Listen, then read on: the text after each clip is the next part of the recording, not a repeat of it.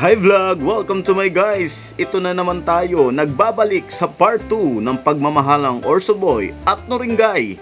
Nabuo kaya ang kanilang mainit na pag-iibigan? Malalaman mamaya! Abangan!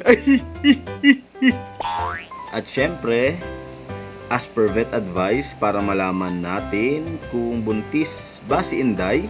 Yan, tignan niyo diba? Aguti yan.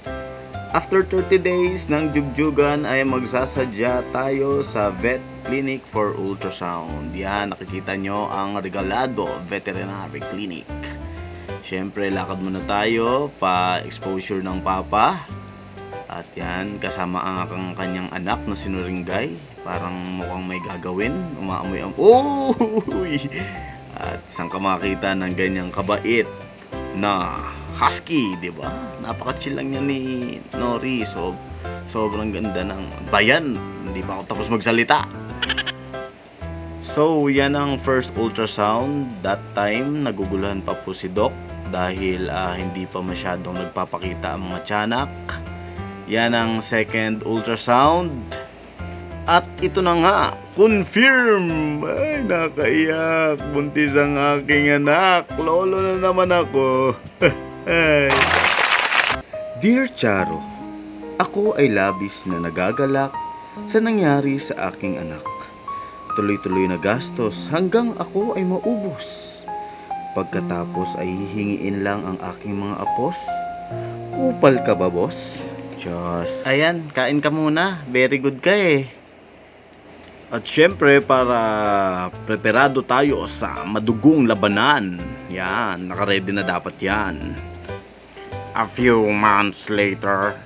Ayan, guys, yan. Mapapansin nyo ang anyong mga alaga kapag manganganak na. Syempre, hindi mapakali. Yan, dig siya ng dig. Tapos, hingal. Pag makikita nyo siya, na hinihingal yan. Tignan nyo. Sa ilalim na siya ng kama. Huwag nyo napasin yung kama namin na pangit, Kawawa naman ang Nori, diba? Yan guys, nakikita nyo na tuloy-tuloy pa rin siya. Siguro almost 1 week ata akong tulala. Grabe, kakaantay, Diyos ko. Yan, dig pa rin siya ng dig. Ginihingal siya. Parang dumating nga sa point na pang 65 days na niya. Parang idadaling ko na siya sa vet. Pero yun, sa awa ng Diyos at dahil sa kanyang katapangan, mamaya makikita natin ang bunga. O diba, yan, kinakain na yung papel.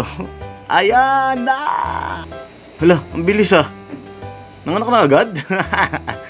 Dahil syempre hindi ko na binidyohan yung mga mandugong naganap kasi talagang medyo kadire. Diba, yun sarap na ng tulog ng bebe namin kasama ang kanyang mga tiyanak. After 2 weeks, ito na sila. Bang! Da da da da da da da, and another shot, and people are gone. 3, 2, 1.